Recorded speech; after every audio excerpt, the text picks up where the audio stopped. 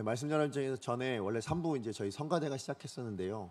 사실 성가대가 오늘 서지 못한 이유는 성가대 안에서 여러분들이 그 코로나에 확진이 되셨어요. 그래가지고 그래서 한 2주간, 한 3주간 상황을 보겠지만 성가대가 설 수가 없는 상황이 됐습니다. 그래서 제가 이 말씀 드리는 이유는 누군가는 우리가 뭐 이렇게 몸으로도 시간으로도 이렇게 하나님 영광 올려드리지만 또 목소리로 영광 올려드리는 우리 성가들을 위해서 중보해 주셨으면 좋겠어요. 그래서 빨리 회복되어지실 수 있도록, 그래서 또 하나님을 목소리로 찬양할 수 있는 그런 우리 예배 순서 가운데 이 찬양이 끊어지지 않을 수 있도록 여러분 위해서 기도해 주시기를 부탁을 드리겠습니다. 오늘 주신 말씀을 가지고 에베소서 13번째 시간입니다. 다시 시작이라는 주제 가운데 오늘 제목은 교회 함께 지어져가는 공동체라는 제목으로 여러분과 말씀 나누기 원합니다.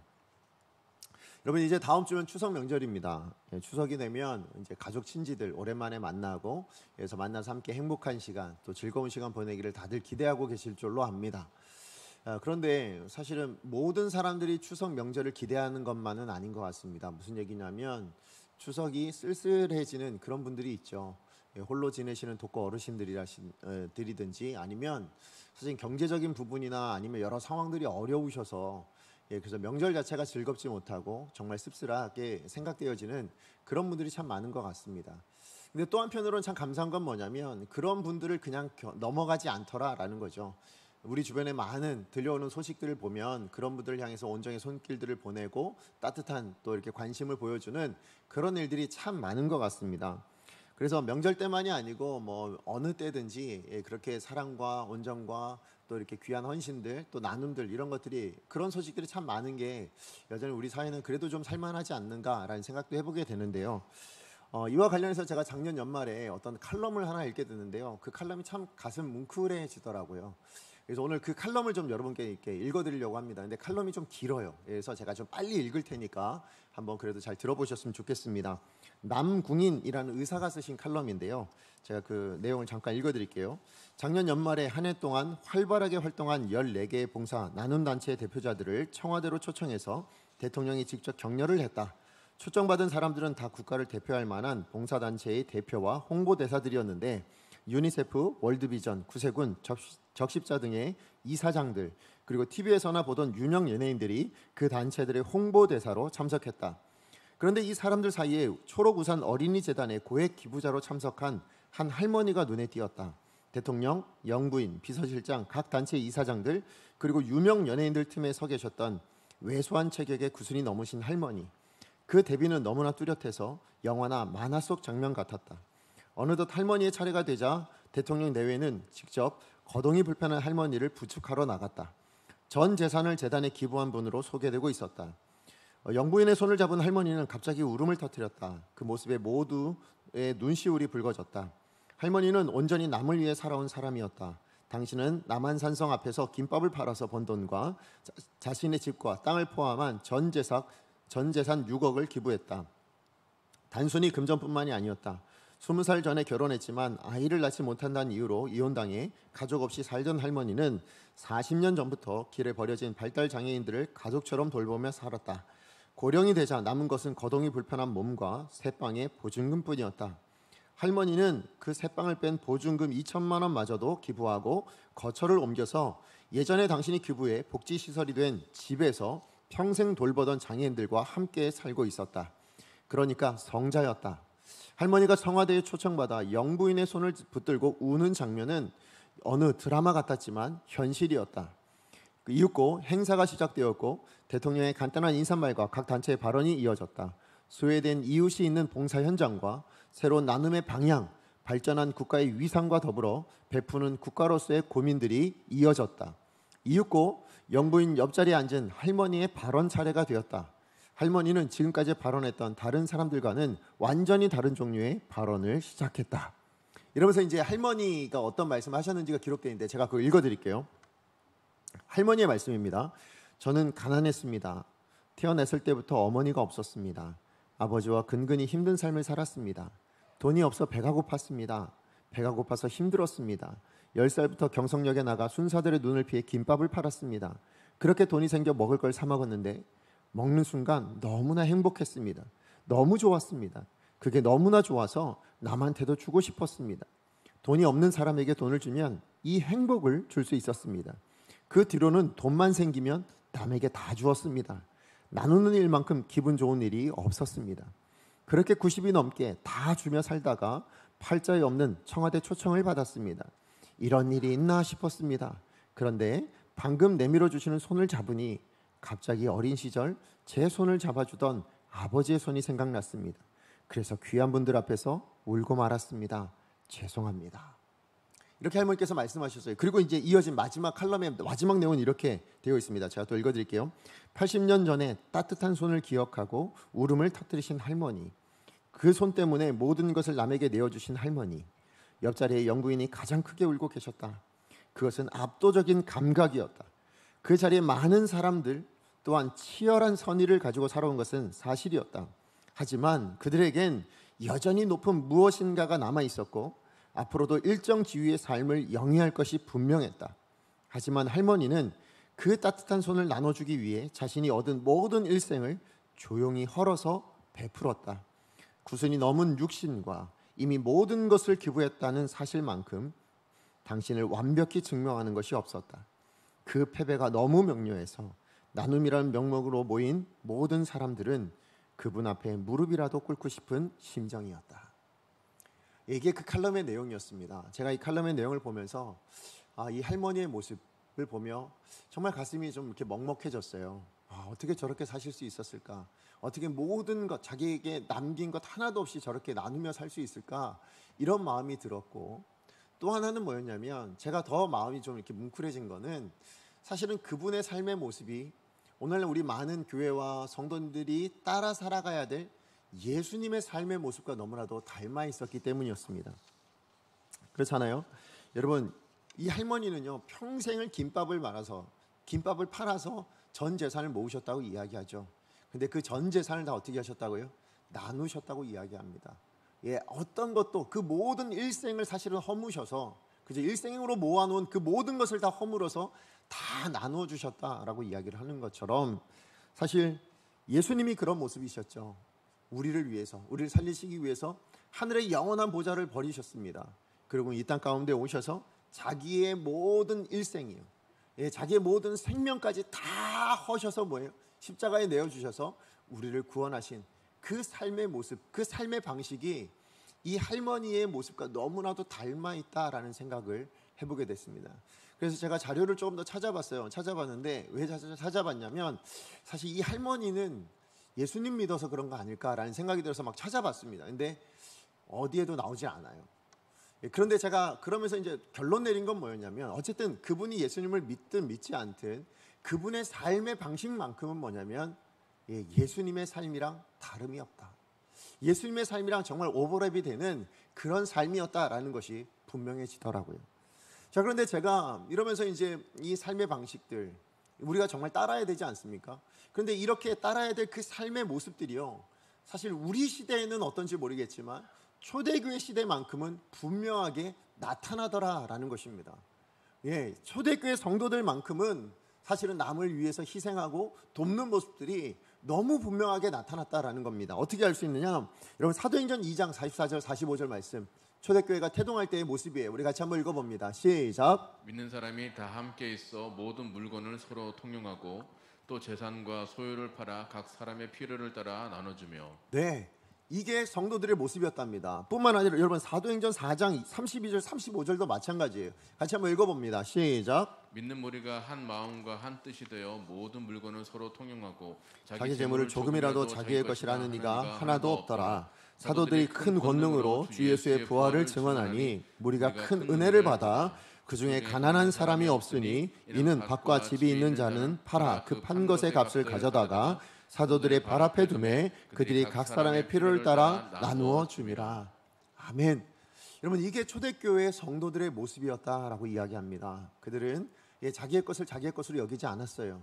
그리고 가난한 사람들, 정말 필요한 사람들을 위해서 나누어 주는, 자기의 것을 기꺼이 희생할 줄 아는, 그래서 서로 섬기는 그런 모습이 초대교회 성도들의 모습이었다라고 이야기를 하고 있죠. 맞아요. 그런 삶의 모습들이 뭡니까? 뭘 나타낸 거예요? 복음을 증거하는데 힘을 더 많이 실어줬을 거라 생각합니다. 자, 그런데요, 이런 초대교회 성도들에 대한 이 삶의 모습, 이것에 대한 인정이 성경에만 이렇게 나오느냐? 그러지 않더라고요. 여러분, 역사를 연구하는, 심지어는 예수님을 믿지 않는 그런 역사가들도 이 기독교인의 그 당시의 삶에 대해서만큼은 인정하고 또 그것을 찾아내서 정말 그렇게 살았다라고 이야기를 하더라고요. 그래서 제가 자료를 찾아보니까 워싱턴 대학의 비교 종교학 교수인 로더니 스타크가 쓴 기독교의 발흥이라는 책이 있습니다. 그런데 그 책의 내용에 보니까 뭐냐면, 기독교가 수많은 그 당시의 배경은 로마였잖아요. 자, 로마의 그 핍박을 받으면서, 그런데 그 로마에 수많은 이교들이 있었는데, 다른 신을, 우상을 섬기던 그 수많은 사람들이 있었는데, 그들과 다른 점이 분명했다라는 거예요.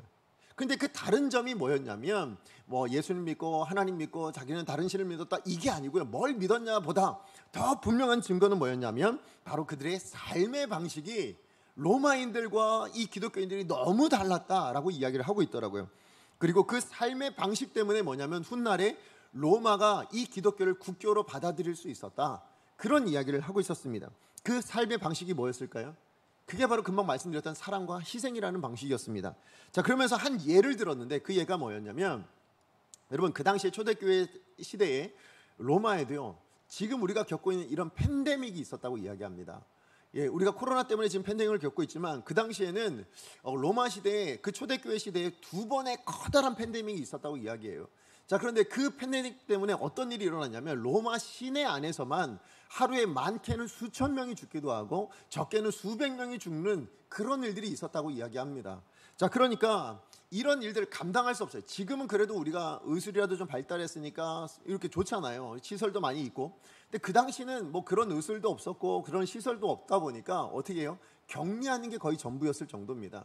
근데 그렇게 격리하는 것도 너무 많이 나오니까 뭐예요? 한쪽으로 모아놨다라는 거예요. 근데 모아놓는 것도 부족하니까 뭐예요? 그냥 버리고, 심지어 어떻게 하냐면 다른 지역으로 그냥 도망가 버리는, 다른 지역으로 그냥 피신해버리는 이런 일들이 비일비재했다라고 이야기를 합니다. 그러다 보니까 뭐예요? 이 병자들만 모였으니까 더 많이 죽을 수밖에 없는 그런 일들이 일어났다고 이야기합니다. 심지어는 뭐까지 기록되어 있었냐면, 거기 책에 보니까 당대 가장 유명한 의사가 있었대요. 그 로마에 갈렌이라는 의사가 있었는데요, 이 의사가 그 역병에 걸린 환자들을 돌본 것이 아니라 이 갈렌이라는 의사도 뭐였냐면 피해 도망갔답니다. 그리고 그 역병이 잠잠해졌을 때 다시 돌아와서 그 상황들을 돌아보고, 그래서 책도 쓰고, 그게 더 유명해진 의사가 되었다, 이런 얘기들이 적혀 있는 거예요. 자, 그런데 그 혼란하고 그렇게 위험한 그런 상황 가운데서도 그 역병에 걸린 사람들과 함께해요. 그들을 돌아보며 그들과 함께 있어준 사람들이 있었다고 이야기합니다. 그 사람들이 누구였을까요? 그 사람들이 기독교인이었다는 거예요. 그 사람들이 그리스도인이었다는 것입니다. 그러다 보니까 그 당시 초대교회에 그런 그리스도인들을 향해서요, 이 교부였던 터툴리안이라는 교부가 있었거든요. 그 교부가 이 그리스도인들을 격려할 때 뭐라고 격려했냐면 이렇게 격려했다고 합니다. 제가 읽어드릴게요. 약자를 돌보고 사랑과 친절을 베푸는 우리의 모습은 많은 우리 반대자들의 눈에 비친 우리의 브랜드다. 여러분, 우리의 브랜드가 뭐라고요? 여러분, 성도의 브랜드가, 교회의 브랜드가 뭐라고 얘기합니까? 사랑, 희생, 친절이었다는 거예요. 약자를 돌아보고 사랑과 친절을 베푸는 그것이야말로 우리 브랜드입니다. 교회만이 가질 수 있는 브랜드입니다. 그렇게 이야기를 했답니다. 그러면서 더 격려를 했다라는 거예요. 자, 이런 삶의 방식들에 대해서 여러분, 이 모든 일들을 겪었던 로마인들의 눈에 얼마나 대단해 보입니까? 얼마나 도전을 받았겠습니까? 그러니까 이 역병이 끝나고 났을 때에 그런 도움들을 받았던 수많은 로마인들이 어떻게 됐을까요? 예수 그리스도를 영접하고 돌아왔다는 거예요. 예수 그리스도를 영접하고 교회의 일원이 되었다고 이야기합니다. 심지어는요, 여러분, 그 당시에 가장 누가 핍박을 했습니까? 로마 시대에 황제들이 핍박을 했어요. 황제들이 기독교를 공인하지 않고 황제들이 그렇게 핍박을 했었는데요, 근데 그 황제들이 예수님을 믿지는 않았어요. 여전히 핍박도 하기도 했었다고 합니다. 그런데요, 다른 모든, 심지어 다른 다른 신들을 믿는 그런 사람들에게도 황제가 했던 말이 있었는데, 권면이 있었답니다. 그게 뭐였냐면, 저들이 믿는 신은 모르겠지만 그러나 분명한 것은 저들의 삶만큼은 본받아야 된다. 우리 모든 로마 시민들이 저 기독교인들처럼 저렇게 살아야 된다라고 황제들이 이야기했을 정도로, 그렇게 그 당시에 이 기독교인들의 삶의 모습은 그야말로 브랜드였어요. 기독교인 하면 희생하는 사람들. 기독교인 하면 사랑하며 살아가는 사람. 기독교인 하면 누군가를 돕고 살아가는 사람들. 이게 기독교인들의 브랜드였다라고 이야기를 하는 겁니다. 예, 맞아요. 정말로 초대교회 성도들이요, 그렇게 살아냈기 때문에 뭐예요? 오늘 아까 우리가 읽었던 4장 말씀에 보니까 33절에 뭐예요? 사도들이 큰 권능으로 주 예수의 부활을 증언했다고 이야기합니다. 오늘날 이 시대처럼 그 당시에도 복음을 증거했어요. 복음 들고 나가서 복음을 전파했습니다. 그런데 그들의 전파가 그 모든 지금보다요, 그 당시의 전파가 훨씬 더 큰 영향력을 드러낼 수 있었던 이유는 어디 있었을까요? 그 복음에 담겨져 있었던 그들의 삶의 무게 때문이었다는 거예요. 여러분, 오늘날 이 시대가요, 우리가 복음을 증거하는데 이 복음에 대해서 서로 비난하고, 무슨 얘기야, 교회에 대해서 서로 신뢰하지 않아요. 세상도 우리를 오히려 비난하기만 비난했지, 우리가 힘을 잃어버린 이 이유가 어디 있을까요? 여러분, 세월이 지나오면서 복음이 그 힘이 점점 떨어져서, 여러분, 하나님의 말씀이 그 기능이 점점 쇠퇴해서, 그래서 이렇게 우리 복음이 이렇게 비난받고 우리 교회가 힘을 잃어버린 겁니까? 아닙니다. 뭘 잃어버린 거예요? 우리 입술에 무게가 담겨요. 우리 말의 무게를 잃어버린 거예요. 여러분, 말의 무게는 어디서 나온다고요? 우리 삶에서 나옵니다. 이 말이라는 것이에요. 우리의 삶을 담아내지 않으면 이 말은 결코 가볍습니다. 그러니까 한 귀로 들어가서 뭐예요? 한 귀로 나올 수밖에 없는 거예요. 그런데 말에 우리 삶이란 무게를 담으면 귀로 들어가면 어떻게 해요? 마음에 남더라는 거예요. 마음에 정착되더라는 겁니다. 복음이 그랬다라는 거예요. 그런데 오늘날 우리 시대는 그러지 않더라는 겁니다. 만약에 우리가요, 오늘 이 땅의 모든 하나님의 사람들이 정말 아까 말씀드렸던 그 칼럼에 나오는 할머니처럼 그 김밥을 팔아 모든 전 재산을 가지고 다른 사람을 도왔던, 그래서 자기는 아무것도 남지 않은, 보증금조차도 남지 않아서 얹혀 살아야, 장애들과 함께 살아야 되는 그런 삶을 우리가 살면서 복음을 증거했다면, 정말 우리 예수님처럼, 초대교회 성도들처럼 그렇게 우리가 우리의 삶의 브랜드를 그렇게 정체성을 지키면서 그렇게 우리가 살아냈다면, 오늘날 우리가 전하는 이 복음을 누가 무시하겠습니까? 우리가 전하는 이 예수님의 하나님의 말씀을 누가 무시할 수 있겠냐고요. 그러다 보니까 여러분, 제가 문득 어떤 생각이 들었냐면, 만약에 이 칼럼을요, 초대교회의 그 성도들이 봤다면 어떤 반응이었을까요? 우리랑 반응이 달랐을 것 같다는 생각이 들었어요. 제가 읽었을 때 그 반응과 달랐을 거라 생각해요. 무슨 얘기냐면, 저는 보고 대단하다, 어떻게 저렇게 살 수 있지? 이런 반응이었다면 아마 이렇게 살아낸 초대교회 성도들은 뭡니까? 이건 성도들의 당연한 삶 아닌가? 성도들이라면 당연히 이렇게 사는 거지, 그건 이게 칼럼에 낼 만한 일인가? 아마 이런 반응이었지 않았을까라는 생각이 듭니다.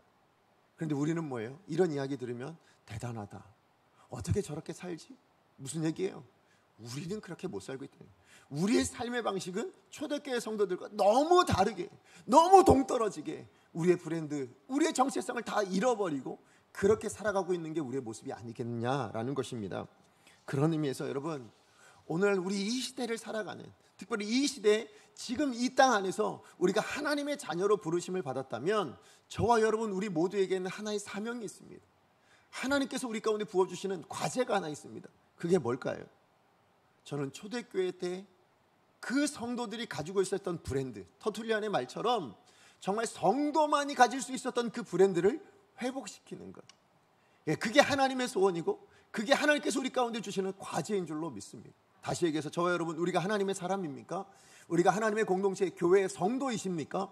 그렇다면 우리는 뭘 해야 되냐면, 이 땅에 이렇게 잃어버린 우리의 브랜드를 다시 찾아야 된다는 거예요. 그것을 다시 회복시킬 것이 하나님께서 우리 가운데 요구하고 계시는 요청사항이라는 것입니다. 어떻게 하면 목사라는 이미지를 바꿔낼 수 있을 것인가? 어떻게 하면 땅에 떨어진 우리 성도라는 이미지를 다시 한번 회복시켜 줄 수 있을 것인가? 이것이 우리가 이 땅을 살아가면서 우리가 우리의 삶을 통해서 이루어내야 될 우리의 과제라는 것입니다. 그럼 어떻게 하면 이 변화가 일어났을까요? 어떻게 하면 우리가 이 사명을 감당할 수 있겠습니까? 말씀이, 주의 복음이 이 세상의 흐름처럼 빨리 그것을 쫓아가고 그렇게 트렌디하게 바뀌어야, 그래야 우리가 이 회복이 일어납니까? 아닙니다. 말씀은 진리입니다. 여러분, 복음은 진리입니다. 진리가 변해야 되는 것이 아니라 그 진리를 담아내는 우리의 입술이요, 그 진리를 담아내는 우리의 삶이요, 그게 변화되어질 때 이 회복은 나타나게 될 줄로 믿습니다. 여러분, 우리 복음 증거할 때요, 다른 나라에게 복음을 증거하려면 뭐 해야 돼요? 이 복음의 언어를 바꿔내야 되잖아요. 그죠? 이거를 번역을 해야 되지 않습니까? 예, 그런데요, 이 땅의 모든 그리스도인들이 번역해야 될 언어가 하나 더 있습니다. 그게 어떤 언어를 쓰든 우리는 이 언어로 번역해야 되는데, 그 언어가 뭐냐면 삶이란 언어예요. 여러분, 우리는 하나님의 말씀을, 우리는 하나님의 이 복음을 우리의 삶이라는 언어로 번역해낼 수 있어야 돼요. 그걸로 보여줄 수 있어야 됩니다. 그래야 우리의 브랜드가 뭔지를 알아요. 그래야 우리 모든 성도들의 브랜드가, 교회의 브랜드가 뭔지가 알게 되어지고 회복되어질 줄로 믿습니다. 여러분, 오늘 본문의 주제는 뭐냐면 교회입니다. 교회. 사실 우리가 읽었던 이 19절부터 22절까지의 내용을 보시면 교회란 단어는 없습니다. 그런데 여러분, 숨은 그림 찾기 해보셨어요? 예, 커다란 그림 하나가 있고, 예, 거기에 숨겨져 있는 어떤 그림들 있잖아요. 오늘 사도 바울이 그걸 사용하고 있는 것 같습니다. 이 4절의 말씀 가운데요, 교회가 어떤 곳인지, 교회의 공동체는 어떤 공동체인지를 너무나도 선명하게 기록해주고 있습니다. 그렇기 때문에 저는 교회 공동체된 우리가 정말 이 땅 안에서 아까 이 할머니가 그 나눔을 했던 모든 사람들을 압도하는 그런 감각을 준 것처럼요, 우린 교회는 세상을 향해서 그런 압도적인 모습들을 보여줘야 돼요. 뿐만 아니라 정말 우리는 이런 우리만이 가지는, 교회만이 가지는 이 선명한 브랜드를 선명하게 더 만들어낼 수 있어야 될 책임이 있죠. 그걸 하기 위해서 우리는 그러면 뭘 해야 되냐, 우리는 뭘 실천해야 되겠느냐, 오늘 말씀을 통해서 두 가지로 여러분과 나누기 원합니다. 자, 첫 번째예요. 우리가 세상 사람들을 좀 압도하고 교회라는 분명한 브랜드를 우리가 실천하기 위해서, 이것을 드러내기 위해서, 회복하기 위해서 우리가 실천해야 될 게 뭐냐면, 첫째는 예수 그리스도 안에서 하나됨이라는 거예요. 예수 그리스도 하나됨이라는 이 목표를 향해서 함께입니다. 함께 동행해야 합니다. 동행해야 합니다. 우리 지난주에도 제가 말씀드렸지만, 여러분, 죄의 특징이 뭐예요? 죄의 특징은 분리입니다. 분열입니다. 나눔이에요. 여러분, 그래서 많은 사람들이요, 뭐 특별히 나누려고 하는 거 아니지만, 여러분, 사람들 만나면 뭐예요? 당신 고향이 어디세요? 심지어 뭐예요? 학교는 어디세요? 또 아니면 뭐예요? 뭐 어디 저 같은 거 어디이시세요? 뭐 이런 거 확인하면서 뭐예요? 아, 나는 같은 저기예요. 나는 같은 저기예요. 아, 당신 다르네요. 이러면서 나누는 게 우리 본성인 것 같아요. 그렇잖아요. 그렇게 우리는 나누어지는 게 세상의 방식입니다. 그리고 서로 뭐 정치적인 색깔은 뭐니, 이런 것들을 통해서 서로 나눕니다. 동서를 나누고요, 뭐 전라도 경상도를 나누고요. 그렇게 살아가는 게 우리의 본연의 모습입니다. 그런데요, 여러분, 성경을 통해서 보여주시는 예수 그리스도로 말미암아 이루어진 교회 공동체의 특징은 뭘까요? 여러분, 교회 공동체의 특징은 뭡니까? 죄의 특징은 나눔과 분열이라면 교회 공동체의 특징은 뭐냐면 하나됨이라는 것입니다.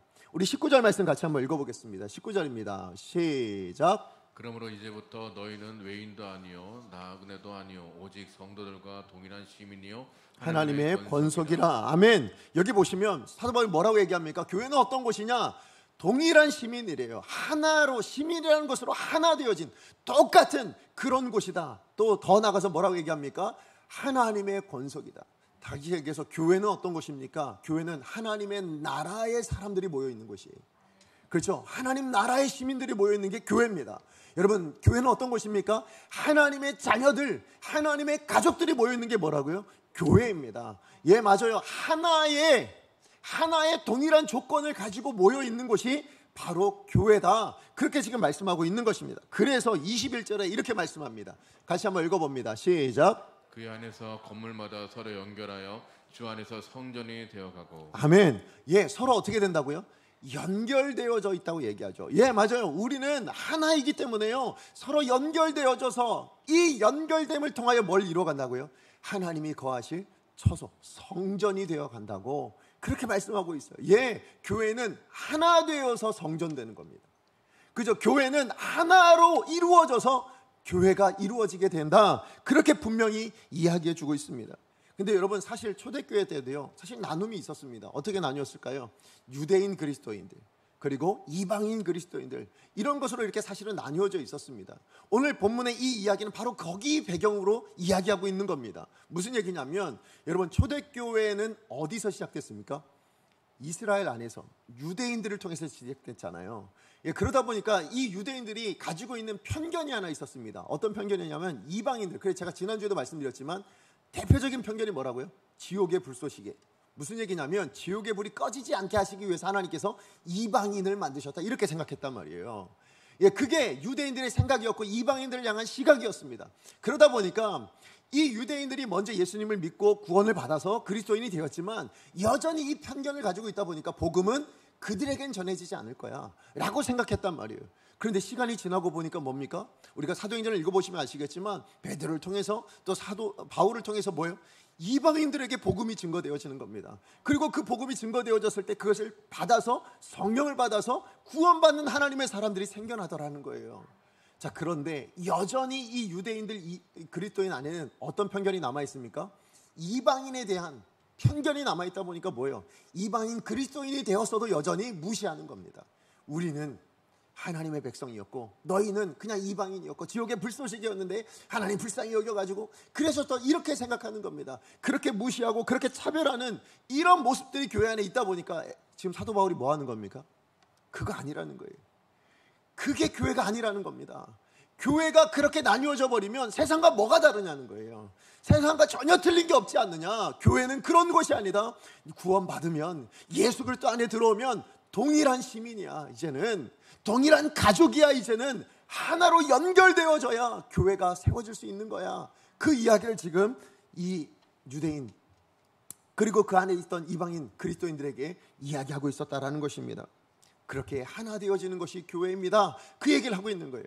자, 그러고 보면 여러분, 이 사도 바울이 선포한 너희는 동일한 시민이고 하나님의 권속이다라는 이 말씀이 들려지긴 사실은 에베소에 있는 이방인 유대인들에게, 이방인 그리스도인들에게 전해진 것 같지만 사실 여러분, 이 말씀이 실천되어지고 이 말씀 붙들고 나 그렇게 살아야지라고 그렇게 구체적으로 결단해야 될 사람들은 누구였을까요? 어떤 사람이었을까요? 이방인 그리스도인이었을까요? 유대인 그리스도인이었을까요? 여러분, 유대인 그리스도인이었죠. 왜요? 그들은 이미 기득권을 가지고 있는 사람들이었잖아요. 그들이 이방인들을 그렇게 보고 있었잖아요. 그러니까 그런 모든 판단들, 그런 모든 비난들, 그런 모든 무시를 다 내려놓고 너희들의 생각이 아니라 하나님의 말씀을 따라 이 말씀대로 너희들의 모든 생각 내려놓고 이방인들을 대해야 된다. 지금 그렇게 이야기를 해주고 있는 것입니다. 그래서 뭐예요? 이 이방인들을 용납하고 이 이방인들을 품어주고 그렇게 하나 되어져 가는 교회를 만들어 가야 된다.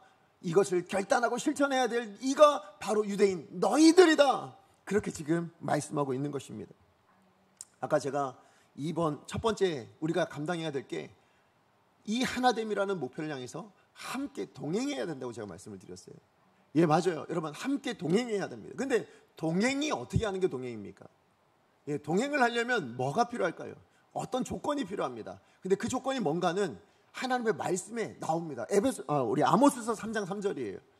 아모스서 3장 3절 같이 한번 읽어봅니다. 시작. 두 사람의 뜻이 같지 않은데 어찌 동행하였으며? 예, 어떻게 해야 동행할 수 있다고요? 뜻이 같아야 동행할 수 있다고 이야기합니다. 예, 나와 너 있으면 이 둘이 뜻이 같아야 동행이 가능하다. 맞습니다. 뜻이 같아야 합니다. 같은 곳을 바라봐야 됩니다. 같은 목표를 향해서 걸어가야 그게 동행이 되는 거 아니겠습니까? 그런데 여러분, 문제는 뭐냐면요, 여러분, 문제는 나와 너가 있으면 다 뭐예요? 내 뜻이 있고 네 뜻이 생겨버리거든요. 그렇잖아요. 내 뜻, 네 뜻, 이러다 싸움이 일어나는 거지 않습니까? 그러면 동행하려면 어떻게 해야 됩니까? 내 뜻을 네가 맞춰주고 네 뜻을 내가 맞춰주고 그렇게 살아야 됩니까? 아니요. 그러면 또 나중에 또 다른 분란이 일어납니다. 내가 이만큼 맞춰줬으면 너도 이제 이만큼 맞춰줘야지. 이러면서 혼란이 일어날 수밖에 없어요. 그러다 다시 다툼이 일어날 수밖에 없는 겁니다. 여러분, 우리 교회 안에는 신비가 있어요. 여러분, 하나님께서 이 교회 안에 우리를 성도 삼으셨을 때요, 이 하나됨을 위한, 이 동행을 위한 분명한 하나님께서 은혜를 주신 게 있습니다. 그게 뭐냐면 여러분, 나와 너 사이에는요 항상 반드시입니다. 누가 계실까요? 예, 하나님이 계십니다. 예수님이 계세요. 십자가가 있어요. 여러분, 그게 교회의 신비입니다. 세상이 없는 거예요. 세상은 우리 이러면 나 너로 끝나지만 여러분, 우리 안에는요, 교회 안에 우리라는 존재 안에는 나와 너 사이에는 항상 누가 함께 계십니까? 하나님이 계세요. 그래서 여러분, 우리가 하나 되어질 때 내 뜻, 네 뜻이 아니라 우리는 뭐해서 하나 될 수 있는 겁니까? 하나님의 뜻 안에서 하나 되어지는 겁니다. 예, 하나님의 뜻 안에서 하나가 되어지면 내 뜻이 상관없고 네 뜻이 상관없어요. 하나님의 뜻이 가장 좋은 거 아닙니까? 내 뜻보다 좋은 거, 네 뜻보다 좋은 게 뭐예요? 하나님의 뜻이잖아요. 예, 그래서 그 하나님의 뜻 안에서 하나 되어지는 공동체, 그게 하나님의 뜻이라는 겁니다. 여러분, 오늘 하나님께서 우리 가운데 주신 말씀에 담겨져 있는 하나님의 뜻이 뭐라고요? 하나됨이라고 이야기하지 않습니까? 이 하나됨을 위하여 여러분, 여러분의 생각을 내려놓으실 수 있어야 돼요. 여러분, 이 하나님의 뜻 앞에서 나의 생각, 너의 생각을 내려놓을 수 있어야 된다는 것입니다. 여러분, 가정에서도 마찬가지예요. 여러분, 부부가 있죠. 부부 사이에 누가 계시다고요? 하나님이 계십니다. 부모와 자녀 사이는 어떻습니까? 거기에도 하나님이 계세요. 그러니까 부모와 자녀 사이가 온전해지려면 뭐요? 하나님의 뜻이 무엇인지를 보셔야 됩니다. 부부 사이도 마찬가지예요. 교회도 마찬가지라는 것입니다. 여러분, 우리가 어떻게 하나 될 수 있습니까? 네 뜻 내 뜻을 추구하고, 그래, 네 뜻 내 뜻을 맞춰달라, 거길 따라와라, 이게 아니에요. 우리가 온전히 하나 되려면 하나님의 뜻이 무엇인지를 분별하고 거길 향해 나의 뜻을 내려놓을 수 있을 때예요. 그때 뭐예요? 동행이 일어난다는 것입니다. 여러분, 오늘 말씀을 통해서 하나님 분명히 우리 가운데 얘기하십니다. 하나됨이 내 뜻이다. 하나됨이 나 하나님의 뜻이다 라고 이야기하십니다. 거기에 우리의 뜻은 내려놓으셔야 돼요. 우리의 생각은 좀 내려놓으셔야 돼요. 그리고 같은 하나님의 뜻을 바라보며 동역할 때에 뭐예요? 정말로 하나됨이 일어나는 아름다운 동행이 시작하게 되어진다라는 것입니다. 그러므로 여러분, 우리 강성교회는 그런 교회가 되었으면 좋겠습니다. 그 어떤 사람들이 온다 할지라도, 그 어떤 연약한 사람들이 온다 할지라도 뭐예요? 우린 하나입니다. 왜요? 예수 그리스도 안에서 나와 너 사이 안에 연약함이 있고 부족함이 없고 내가 싫은 것들도 있지만, 그러나 그 안에 누가 계세요? 하나님이 계시고, 그 하나님이 나와 너가 하나 되기를 뜻하고 계시니까 그 뜻에 맞춰서 뭐 한다고요? 함께 동행하는 거예요. 그래서 저희 강성교회는 어떤 사람이 들어오더라도, 어떤 모습을 하고 어떤 사람이 들어온다 할지라도 그와 하나 되어질 수 있는 공동체, 어떤 분이라도 서로 품어주고 서로 용납해주고, 그래서 서로 하나 되어질 수 있는 그런 따뜻한 공동체, 그런 사랑이 넘치는 공동체가 되어지기를 간절히 소원합니다. 그것이 하나님의 뜻이에요. 그 하나님의 뜻에 우리의 뜻은 좀 내려놓고 그 하나님의 목적을 향해 걸어갈 수 있는 저와 여러분 되어지기를, 동행할 수 있는 그런 공동체 되어지기를 간절히 소망합니다. 그럴 때 뭐예요? 우리라는 브랜드가 드러난다는 거예요. 세상은 나뉘어지고 세상은 분란되어지고 어떻게 해서라도 나누고 싶고 내 편 네 편을 찾고 싶은데 아니라는 거예요. 우리는 하나더라. 저기 가니까 하나더라. 저 사람들은 하나로 되어져 있더라. 어떤 사람이 가도 다 받아주더라. 다 용납해 주더라. 그게 교회여야 한다는 것입니다. 자, 그런가 하면 두 번째예요. 세상 사람들을 압도할 만한 이 교회라는 분명한 브랜드를 회복하기 위해서 우리가 실천해야 될 두 번째 사항은 뭐냐면요, 온전함이라는 목표를 향해서예요. 이 온전함이라는 목표를 향해서 이제는 함께 성장해 가야 된다는 거예요. 아까 제가 말씀드렸을 때는 하나됨이라는 목표를 향해서 함께 동행해야 됐다면, 두 번째는 뭐냐면 온전함이라는 목표를 향해서 함께 성장해야 된다는 거예요. 우리 22절 말씀 같이 한번 읽어봅니다. 시작. 너희도 성령 안에서 하나님의 거하실 처소가 되기 위하여 그리스도 예수 안에서 함께 지어져 가느니라. 아멘. 여러분, 여기 나오는 이 함께 지어져 간다라는 이 말에는요, 사실 다른 의미가 하나 더 들어 있습니다. 무슨 의미가 들어 있을까요? 여러분, 어떤 의미가 들어 있겠습니까? 완성되지 않았다죠. 그죠? 완성되지 않았다라는 거예요. 완벽하지 않다라는 겁니다. 여전히 지어져 가고 있는, 다시 얘기해서 공사 중인 것이 뭐예요? 성도라는 거예요. 공사 중인 곳이 교회다라고 이야기를 하고 있습니다. 여러분, 공사가 아직 마무리 안 됐으면 그게 완벽합니까? 아니죠. 완벽하지 않습니다. 미숙합니다. 미흡합니다. 때로는 어디서 뭐가 튀어나올지 모르는 것이 공사장입니다. 맞아요. 그게 우리 교회이고요, 그게 우리 성도들의 모습이다라고 이야기를 하고 있는 것입니다. 공사는 시작된 게 맞아요. 우리는 구원받은 것이 맞습니다. 그러나 하나님께서 뜻하시는 그 완성된 그림을 향하여서 지금도 지어져 가고 있는 것이 교회이고 성도라는 것입니다. 지상의 모든 교회가 마찬가지예요. 완성된 교회는 없습니다. 완벽한 그런 교회는 없어요. 그러다 보니까 뭐예요? 미흡할 수 있는 거예요. 때론 잘못이 나타날 수도 있는 거예요. 연약한 사람들의 모습들이 보입니다. 심지어 뭐예요? 악한 사람들의 모습까지도 보일 수 있다는 것입니다. 그런데 그런 모습들을 보고 실망하시면 안 된다는 거예요. 그것 때문에 그 사람들을 비판하고 그 사람들에 대해서 좌절하고 낙심하시면 안 됩니다. 교회가 이것밖에 안 되나? 그것밖에 안 되는 게 교회입니다. 왜? 우리는 아직 공사 중이니까. 여러분 공사장에 찾아가셔서요, 공사 현장이 왜 이거밖에 안 되나, 이 공사장이 뭐 이렇게 불편하나, 이 공사장은 왜 이렇게 흙먼지가 많고, 왜 이 공사장은 이거 뭐 엘리베이터도 없고, 이런 것들로 불평하십니까? 아니요, 그렇게 불평하시는 분은 없어요. 왜요? 아직 공사 중이니까요. 그렇죠? 우리가 다 지어지고 난 다음에 갔더니 엘리베이터가 좀 부실하더라, 아니 다 지어졌는데 뭐가 좀 부실하더라, 그러면 우리가 거기에 대해서 뭐라 할 수 있는 사람들이 있겠지만, 공사 중인 곳에 가서는요 누구도 뭐라 할 수가 없어요. 왜요? 그렇게 이야기하면 뭐예요? 아직 공사 중인데요, 조금 시간 지나면 이거 다 완성할 거고요, 언제 이렇게 완성될 거고요, 이건 이렇게 진행되려고 그렇게 되어져 가고 있는 과정입니다. 누구라도 공사 현장에 있는 사람은 그렇게 이야기할 겁니다. 거기에 대해서 실망하고 낙심하는 사람은 없어요. 근데 왜 교회에 와서는, 왜 우리는 교회에 오면 다른 사람들 바라보고 실족하고 낙심하고, 심지어는 여러분 막 그것 때문에 교회를 안 나오겠다 이런 이야기들이 나옵니까? 교회를 오해하고 있기 때문인 거예요. 교회는 완성된 곳이 아닙니다. 교회는 완전한 곳이 아닙니다. 여러분 여전히 그 오해가 가지고 계신다면 여러분이 상처받으시는 거예요. 여러분의 신앙에 악영향을 받게 되는 거예요. 여러분 분명히 하나님 말씀하셨어요. 뭐라고요? 지어져 간다고요. 지어져 가는 것이 교회입니다. 지어져 가고 있는 것이 저입니다. 그래서 여러분 저를 바라볼 때도 마찬가지예요. 여러분 그래서 우리가 정말 부끄러워해야 될 건 뭐냐면, 아직 미흡한 게 부끄러운 게 아닙니다. 여러분 여전히 그러니까 지금도 내가 어저께 제가 무슨 어떤 죄를 졌어요. 물론 그 부끄러워해야 되겠지만, 그것 때문에 당당하진 않아야 되겠지만, 그래도 그것 때문에 부끄러워할 인생 아닙니다. 그것 때문에 여러분 상처받으시면 안 돼요. 여러분 정말 우리가 부끄러워해야 될 건 뭐냐면, 뭘 부끄러워해야 될까요? 어제의 모습 때문에 부끄러워할 것이 아니라, 어제의 모습이 있음에도 불구하고 오늘의 모습이 변하지 않으면 그게 부끄러운 거예요. 그렇잖아요. 어제 이 실수를 했는데 오늘도 똑같은 실수를 합니다.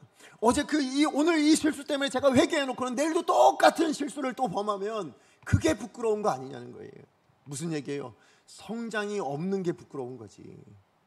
그렇잖아요. 미흡한 게 부끄러운 게 아닙니다. 공사 현장이 여전히 날마다 똑같은 모습이면 그게 부끄러운 거지, 날마다 지어지고 있고 날마다 모습이 갖춰져 갖고 있는 게 부끄러운 건가요?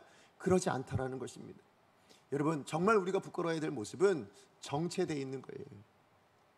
어제 어떤 잘못을 했다고 오늘도 똑같은 잘못을 하면 안 됩니다. 그건 교회가 아니에요. 그건 하나님의 뜻이 아닙니다. 그런데 우리는 그렇게 살고 있다라는 거예요. 여러분 장로가 되고, 여러분 권사가 되고, 집사가 되고, 또 심지어 뭐 구역장이 되고, 그럼 여러분 완벽해지신 겁니까? 직분이 여러분을 완벽하게 만든 증거입니까? 아닙니다. 그럴 수가 없어요. 그런데요, 사실은 우리가 신앙이 좋으니까, 정말 신앙이 좋으셨으니까 권사도 되고 장로도 되고 다 되신 거 아닙니까? 그런데 거기서 멈추시면 어떡하냐는 거예요. 거기서 끝나면 어떻게 합니까? 여러분 거기서 더 가셔야죠. 거기서 또 자라나셔야죠. 그게 하나님 아버지의 마음이에요. 거기서 멈춰버리는 게 우리의 부끄러움이라는 겁니다. 여러분 목사님 저도 마찬가지예요. 여러분 저를 용납해 주셔야 됩니다. 왜냐하면 저 진짜 많이 부족하거든요. 여러분 저에게 완전을 기대하시고 완벽을 기대하시면 날마다 상처받으실 거예요. 그 상처가 크실 겁니다. 저 정말 연약한 사람이거든요. 저 정말 부족한 사람이에요. 그럼에도 불구하고 하나님께서 저를 이곳으로 부르셨어요. 그런데 여러분 저는 없는 만큼 뭐예요? 생길 게 더 많은 사람이라고 저는 생각했거든요. 그래서 감사해요. 제가 없으면 없을수록 하나님께 주실 게 훨씬 더 많잖아요. 그러니까 저는 기대가 돼요. 그런데 저의 없음만 바라보고 여러분 실망하시면 안 됩니다. 저는 없음을 보시면 용납해 주셔야 돼요. 하나님 아직도 저 인간이 저 부분에서 아직 덜 지어졌군요. 그러니까 하나님 저 목사님 위해서 하나님 기도합니다. 저 목사님 저 부분 빨리 지어질 수 있도록, 빨리 완성되어질 수 있도록 그렇게 하나님 도와주세요. 하나님 저 사람 긍휼히 여겨주세요. 이렇게 기도해 주셔야 돼요. 그렇게 저의 연약함을 여러분이 용납해 주셔야 됩니다. 그런데 거기서 이런 용납만 있어서는 안 됩니다. 여러분 용납하지 말아야 될 것도 있어요. 뭘까요? 아까 제가 말씀드렸던 그거예요. 제가 정체되어 있다면요. 그렇죠? 이 실수를 가지고, 어제 실수를 가지고 오늘도 실수하고 있는 모습은, 그런 모습이 있다면 저 용납하시면 안 된다는 거예요. 제가 어제의 잘못을 가지고 뭐 하셔야 돼요? 자라야죠. 거기서 더 나은 모습을 만들어 가야죠. 그게 저의 모습이어야 된다는 거예요. 그게 하나님의 뜻이라는 것입니다. 근데 그게 저만 그래야 되냐고요. 아니에요. 오늘 이 자리에 있는 저와 여러분, 우리 모두가 그래야 될 줄로 믿습니다. 우리 교회가 그래야 될 줄로 믿습니다. 어제까지 어떤 잘못이 있다 할지라도 그것 때문에 여러분 비판하고 그러지 마세요. 뭘 비판하셔야 됩니까? 왜 오늘 안 바뀌느냐가 비판이어야죠. 왜 오늘도 똑같은 짓을 행하고 있느냐? 이게 비판이어야 합니다. 여러분, 지난날까지 어떤 교회였고 지난날까지 어떤 모습이었었느냐, 이게 아니에요. 우리가 정말 하나님의 뜻대로 그런 교회 만들어가길 원하신다면 과거가 아니라 뭐예요? 오늘이에요. 오늘이 아니라 뭐예요? 내일이에요. 이것을 위해서 우리가 노력하고 성장하고 그렇게 행하는 것이 하나님의 뜻이고, 그게 살아있는 교회라는 것입니다. 죽은 교회는 성장하지 않습니다. 죽은 교회는 성숙할 수가 없습니다. 예, 죽은 교회는 있는 모습 그대로라는 거예요. 근데 살아있다면 잘하게 되어 있습니다. 살아있다면, 병들지 않았다면, 건강하다면 언제라도 성숙할 수 있다는 거예요. 저는 우리 강성교회가 그런 교회 되어지기를 소망합니다. 자, 그런데요, 여러분, 이렇게 성숙하는 데 있어서도 핵심이 필요해요. 핵심이 뭘까요? 여러분, 교회가 교회되는 데 있어서 핵심이 뭡니까? 오늘 우리 그 말씀을 이야기하는데 20절 말씀이에요. 우리 20절 말씀 같이 한번 읽어봅니다. 시작. 너희는 사도들과 선지자들의 터 위에 세우심을 입은 자라. 그리스도 예수께서 친히 모퉁이 돌이 되셨느니라. 아멘. 여러분, 누가 모퉁이 돌이라고요? 예수님이 모퉁이 돌이래요. 여러분, 모퉁이 돌이 뭔가는 여러분 그 당시 공법을 생각하셔야 돼요. 건축의 공법 뭐였냐면 이 모퉁이 돌을 먼저 세웁니다. 그리고는 거기에 마당, 그 다음에 중심 기둥, 그리고 외관으로 나타나는 모든 벽들을 하나로 연결시키는 가교 역할을 하는 게 뭐였냐면 그게 모퉁이 돌이었습니다. 자, 그러니까 교회의 모든 하중을 지지하고 받아야 되는 곳이 어디예요? 이 모퉁이 돌이에요. 그러니까 이 모퉁이 돌이 만약에 부실하고 이 모퉁이 돌이 만약에 연약해서 깨져버리면 그 건물이 유지할 수 있습니까? 없습니까? 없다라는 거예요. 자, 그렇다면 이 교회의 모퉁이 돌은 뭐라고요? 예수님이셔야 된다는 거예요. 그죠? 예, 예수님을 중심으로 자라가야 되는 것이 교회다라고 이야기를 하고 있는 것입니다. 여러분, 근데 우리는 많이 오해합니다. 목사가 마치 중심인 것처럼. 아니요, 목사는 모퉁이 돌 수가 없어요. 여러분, 목사 때문에 교회가 성장하는 거 아닙니다. 목사 때문에 교회가 성숙하는 거 아니에요. 여러분, 교회의 어떤 프로그램 때문에 교회가 성숙합니까? 아닙니다. 여러분, 당회가 아니면 여러분 심지어 뭐예요? 여러분도 모퉁이 돌이 될 수가 없어요. 아, 우리가 없으면 무슨 교회가 됩니까? 아니요. 여러분, 여러분이 없다 할지라도 뭐예요? 예수 그리스도가 계시면 그것은 교회로 되어질 줄로 믿습니다. 교회로 완성되어져 가는 그런 교회가 될 수 있다는 것입니다. 그런데 왜 교회 안에 이런 문제들이 생깁니까? 이런 오해가 있어요. 내가 아니면 안 된다고 생각해요. 내가 없으면 안 된다고 생각하는 이런 모퉁이 돌 되고 싶은 마음들이 있다 보니까 뭐예요? 그러니까 교회 안에 많은 문제들이 생겨나더라는 거예요. 여러분, 저 이호진 목사는요, 모퉁이 돌 될 수 있을 만한 자격이 없어요. 아니, 그런 능력도 없어요. 제가 우리 강성교회 여러분의 성도들 모두를 다 제가 책임질 만큼의 능력이 저한테 있겠습니까? 없습니다. 저는 어떤 능력도 없어요. 저도 뭐예요? 주님이라는, 예수님이란 모퉁이 돌 위에 그걸 섬기기 위해서 하나 올려진 벽돌에 불과한 게 저예요. 오늘 여기 있는 우리 모두가 그런 존재들입니다. 그런데 문제는 뭐냐면 그런 벽돌들 하나만으로는 안 된다는 거예요. 참 귀하게 예수님도 그 모퉁이 돌 하나만으로 교회를 완성하시겠다고 얘기하지 않으셨어요. 그랬으면 완벽할 것 같은데 그러지 않고 뭐예요? 부족하지만 이호진이라는 벽돌을 쌓으시고 여기 계신 여러분의 벽돌을 쌓으시는 거예요. 그렇게 여러분이 있는 자리에서 여러분의 성숙을 만들어 가시고 여러분이 있는 자리를 지켜낼 때 뭐예요? 그 교회가 성장해 가더라, 성숙해 가더라, 견고해져 가더라, 그 얘기를 지금 하고 계시는 겁니다. 그래서 저는 담임 목사니까 담임 목사의 자리에서 제 역할을 감당하는 겁니다. 오늘 여기 예배 드리시는 여러분들이요, 여러분 뭐 우리 반주, 싱어, 여러분 뭐예요? 또 안내에 서시는 분 또 빼먹을까봐 또 뭐 있어요? 방송실 뭐 바깥에서 또 보시는 분들 여러분들 계시잖아요. 예, 그분들이 자기의 위치를 감당하고 역할을 감당하니까 뭐예요? 이 예배가 드려지는 겁니다.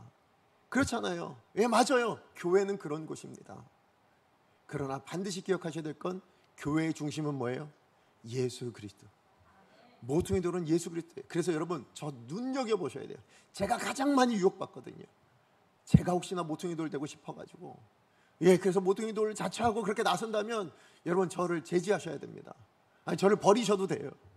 여러분, 그런 목사라면 버리셔야죠. 예, 그러면 안 되는 거예요.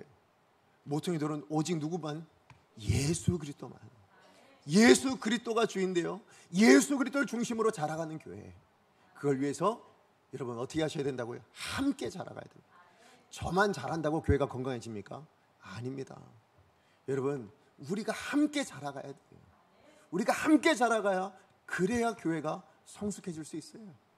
그렇게 함께 성장하는 교회. 여러분, 세상의 법칙은 뭐예요? 내버려두면 점점 부패하고 썩어져 가는 게 세상 법칙이잖아요. 그런데 교회는 그렇지 않더라는 거예요. 왜요? 두면 둘수록 자라가더라. 두면 둘수록 성장해 가더라. 어제가 다르고 오늘이 다르고 더 나아진 모습으로 보여져 가더라. 이게 교회. 이걸 세상 가운데 보여줄 때 뭐예요? 교회는 다른 애가 되어질 수 있다는 것입니다.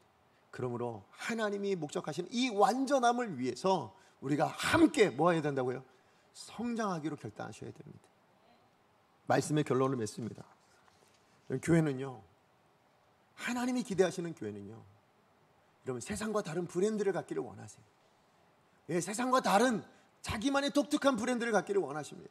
교회만의 독특한 브랜드, 그게 뭡니까? 사랑과 희생의 삶의 방식이라고 얘기하는 거예요. 예, 여러분 말이 아니고요, 그게 아니라 우리의 삶으로 번역해내는 그 삶의 방식이 우리의 브랜드여야 한다고 얘기하는데요, 그게 초대교회 때는 사랑과 희생이었지만 오늘 말씀을 통해서는 거기에 덧붙여서 뭘 얘기하십니까? 하나됨이 브랜드라고 얘기하십니다. 그게 하나님의 뜻이라고 이야기를 하세요. 그것을 위해서 함께 그 뜻을 향해 동행해라. 지금 하나님께서 그렇게 말씀하셨어요. 뿐만 아니라 뭐 하라고요? 완성을 위해서, 예, 완전함, 온전함을 위해서 함께 자라가라. 함께 성장해 가라.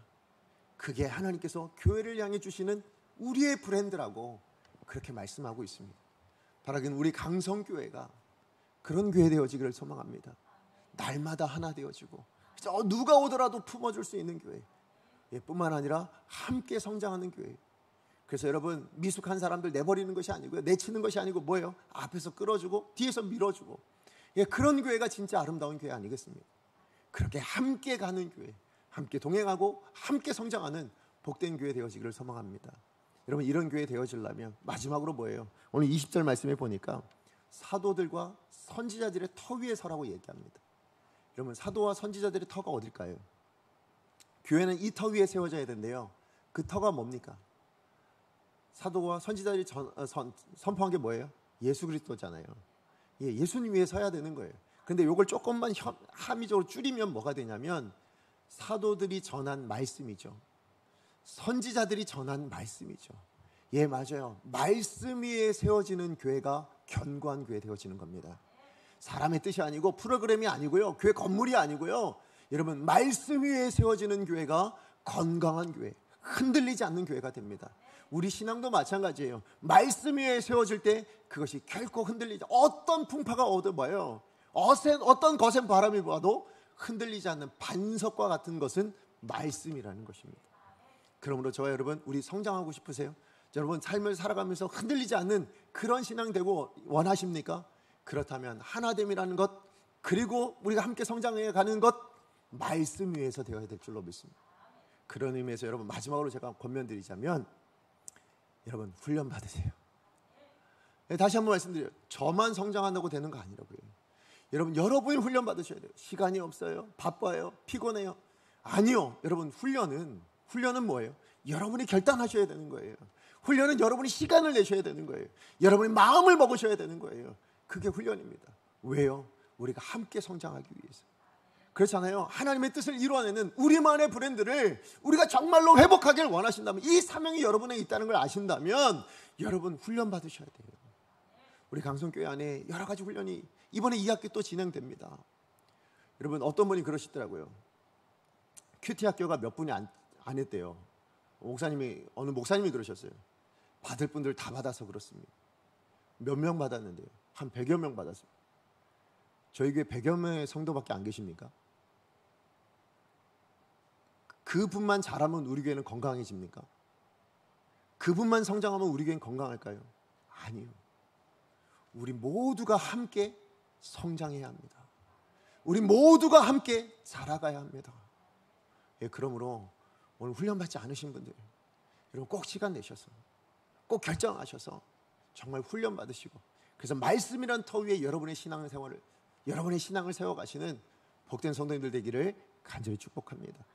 우리 말씀 기억하면서 함께 찬양하기 원합니다. 오늘 우리가 부를 찬양은요, 우리에겐 소원이 하나 있네 라는 찬양이에요. 근데 제가 이걸 지난 한 주간 동안에 내도록 제가 이렇게 되뇌거든요. 근데 제가 이걸 되뇌이면서 주셨던 하나님의 마음이 뭐였냐면, 이게 여기에 보면 우리에겐 소원이라고 이야기하지만 보니까 이게 하나님의 소원이더라고요. 우리를 향하신 하나님 아버지의 소원이에요. 뭐예요? 주님 다시 오실 그날까지 정말 교회를 사랑했으면 좋겠다. 누구의 교회? 나의 교회, 내 교회, 내 몸을 좀 사랑해줬으면 좋겠다. 이게 하나님 아버지의 마음이시더라고요. 교회를 향한 우리의 마음, 그래 너희가 좀 희생하고 좀 그렇게 포기하고 그렇게 가난하고 좀 고난을 받다 할지라도 끝까지 사랑하는 그런 교회가 되어졌으면 좋겠다. 그게 하나님 아버지의 마음이더라고요. 그래서 여러분, 정말 우리 교회가 이 땅의 희망이고, 교회가 이 답 없는 세상에 답이 무엇인지를 알려줄 수 있는 교회, 그런 성도였으면 좋겠다. 이 마음이 담겨져 있는 게 바로 이 말씀이더라고요. 이 찬양이더라고요. 여러분, 우리 그래서 이 찬양 부를 때 말씀 기억하시면서 우리 결단하며 불렀으면 좋겠습니다. 예, 하나님, 그 소원을 우리가 나의 소원 삼아서 그렇게 살아가겠습니다. 그렇게 제가 이 교회를 섬기겠습니다. 그렇게 하나님의 나라를 섬겨 나가겠습니다. 그렇게 신앙생활 하겠습니다. 우리 이 마음을 가지고 함께 찬양합니다. 우리에겐 소원이 하나 있네.